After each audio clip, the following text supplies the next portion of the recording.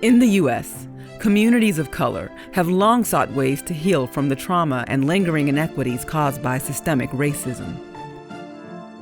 Well-intentioned efforts from government and mainstream institutions have yielded some progress, but the most effective solutions are being led from within the communities themselves.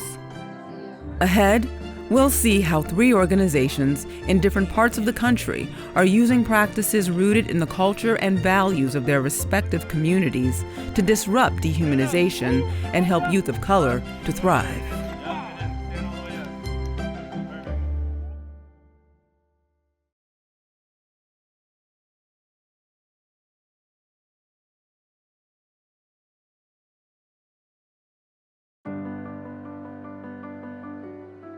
We're grappling with a lot of zeros in the state of North Carolina.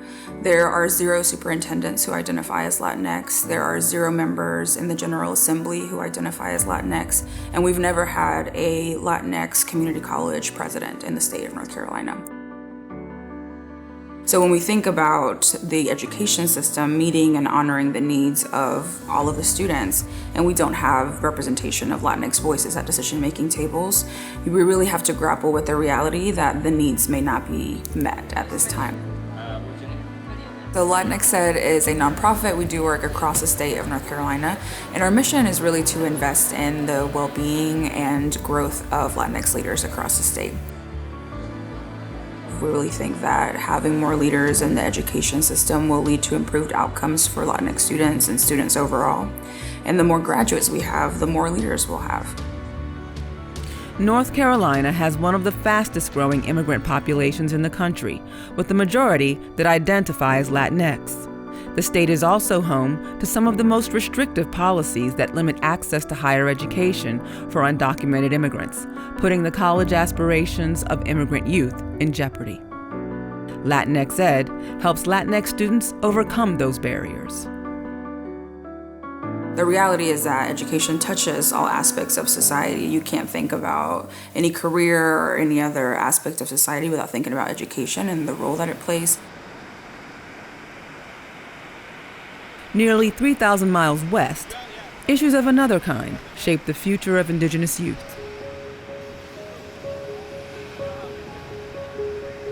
My name is Mark Chavez. I'm the executive director and the founder of Native Like Water.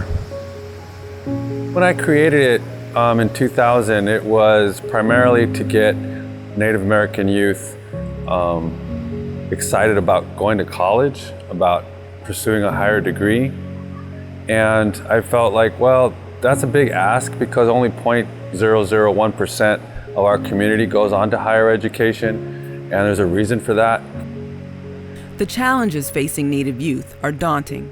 Suicide is the second leading cause of death among Native youth, and they face some of the highest addiction and incarceration rates in the nation. So for me, it was like, okay, if we want to get folks interested in that, what's going to be the hook? What's going to be the connection? And that hook was the sacred connection to water. This was the front yard of the Kumeyaay people for over 20,000 years. We have at least 3 or 4 generations separated from the coast. And so the connection on the water has been severed for the most part, let's just say 100, 150 years. Over 10 days in July, the program brings teams from across the state to the San Diego coast. Youth engage in ocean recreation, conservation, and wellness, all through an indigenous lens. Native Like Water today is all about reintroducing youth to traditional ancestral homelands of different coastal peoples, different indigenous-based practices. And a lot of folks think that surfing started by affluent, wealthy white people. And truly the origins of surf history and culture come from different indigenous communities around the world.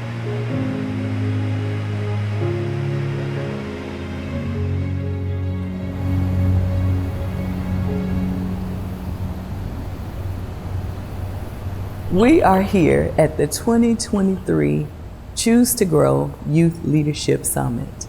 This is a part of our curriculum. because we understand that when hard work is put in, you have to celebrate it. The mission of the Juanita Sims Doty Foundation is to provide youth, specifically youth of color, with the tools that they need to navigate a challenging world while preparing the world to receive them. In the communities where we work, there is a big disparity. The Juanita Sims Doty Foundation is based in Jackson, Mississippi, one of the poorest cities in the state and the nation. Students in the Jackson and neighboring school districts are almost all students of color, and a majority are considered economically disadvantaged. There's a lawsuit against the Mississippi Department of Education because they found that schools that had more than 78% of children of color were failing. Schools that had more than 78% of white students were A and B schools. What we do in our research is find out, well, why is that? And we understand that it's lack of resources. So if you're sitting in a building where there's mold, where you don't have textbooks, more than likely you are going to fail.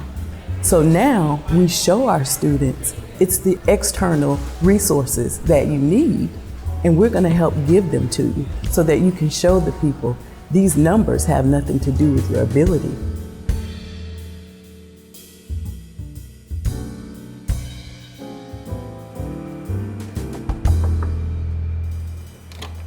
Students come to LatinxEd for college access and leadership development, but it's the sense of community and culture that bind them. Thinking about our Latinidad and our identity as Latino leaders is really critical to changing the system and to making moves towards educational equity.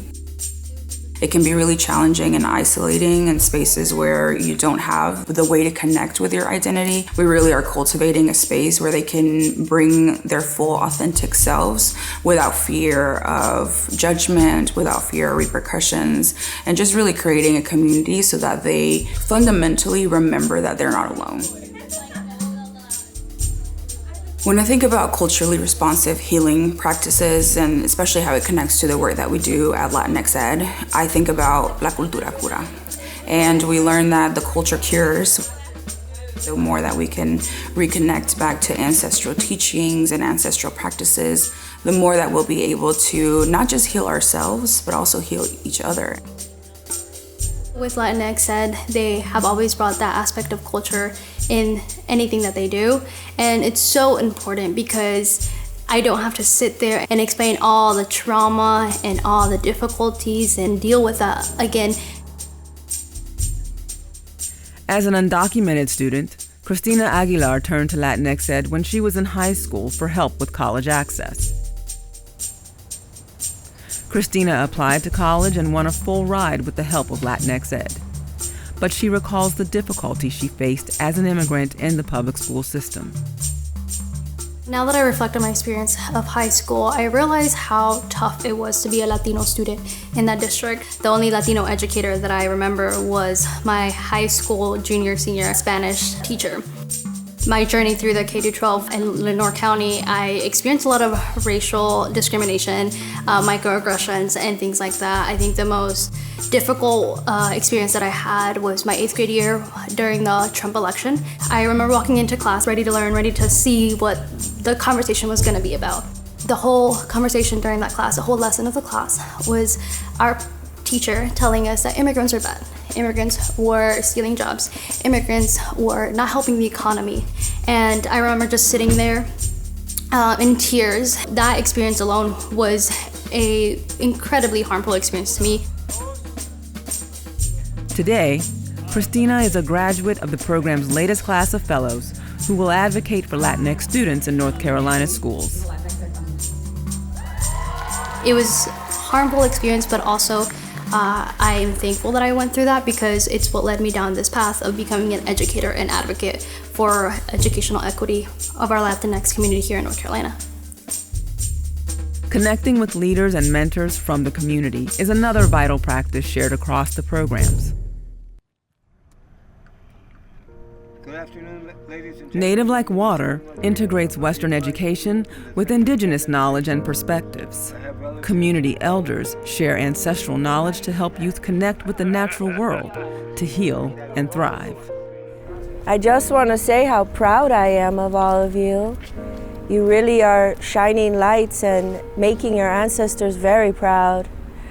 I've watched you from day one and watched you progress and make new friends. I've watched you challenge yourself physically. I've watched you challenge yourself in the ocean. Some of you have never been to the ocean and you're just like pro surfers already. The program's activities are guided by an indigenous, holistic approach to wellness, using the 4 parts of the medicine wheel: physical, mental, emotional, and spiritual.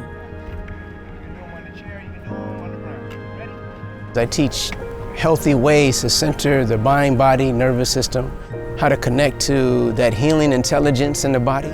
Exercise, breathing, meditation is perfect for that. You know, it sets the tone for the day. Just relax, allow the felt sense of being breathed. As part Native, I wanted my kids to have that reference point, what it means to be Native, to connect to the land, to connect to the earth, to connect to the water, how we connect with each other from this indigenous perspective. All my children have been through this program. I have an older daughter, she's a staff now in the program. I was a participant in 2015, 2016, and just being so immersed in indigenous cultures and sacred spaces that my people inhabit and still inhabit in this way was really transformational for me. Being in that program in 2016 really shaped the course of my life. So I went on to study ethnic studies at UCSD, where Native Like Water is hosted, learning about different peoples and how we're allowed to take up space, and that we've been here taking up space since the beginning of time. And those connections with indigenous identity and knowledge are also made in the classroom. So indigenizing science is basically what we're doing here today. Kids that are coming here who are Native need to be able to take this information back into their communities and help bridge that disconnect between academic science and traditional ecological knowledge. I think one of the unintended impacts of leaving the program is that the youth and everyone involved is able to be involved in a type of healing and restorative process where trust can be rebuilt. So you have the actual scientific data that they're learning and the techniques that they're observing, but something is happening that's much larger, and that's spreading love for one another as well as love for the planet.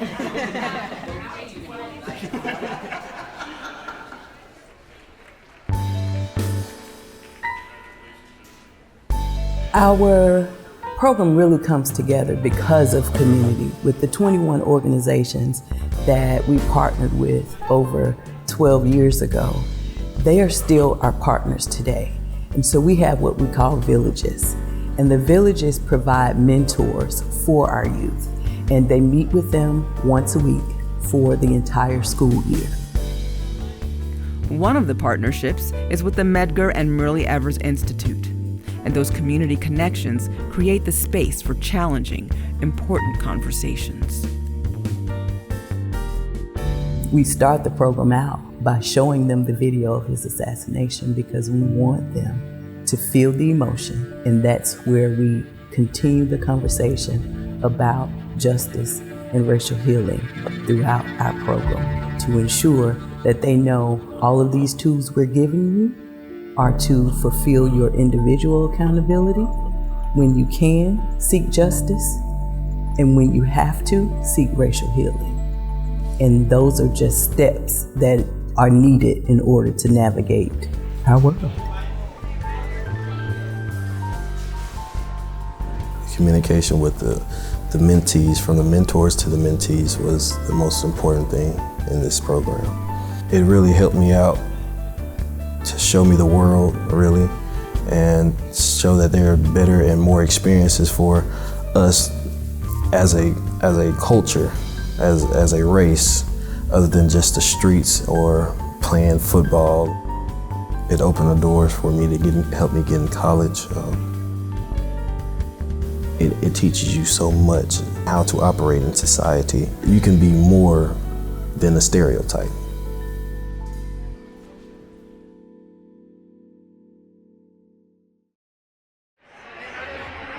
The culturally responsive practices that Kiara, Mark, and Carla shared work because as leaders from their communities, they know firsthand how racism and dehumanization affect their youth and what they need to thrive. We believe that those closest to the problem are those who are also closest to the solution. So for funders who are interested in investing in this type of work, it is really critical to invest in work that is being led by the people who are being impacted by these challenges. I think there are larger organizations that have these opportunities for our program, the impact to be able to put a young Indigenous person on a surfboard, that single person, that impact for them and their family, how it ripples through their community and their well-being, the impact is a lot greater than people who are already growing up in maybe communities where health disparities aren't so combated against because of historical trauma and historical marginalization. So having people of color who are leading the organizations that you're funding, you have a better turnaround because our youth can relate more, because we have the lived experiences. It's not a service that we're just providing to them. It's because we were them and our children are them. And so we have the background and we have the knowledge and understanding of often what works and does not work. Yeah! Yeah! All right. Yeah!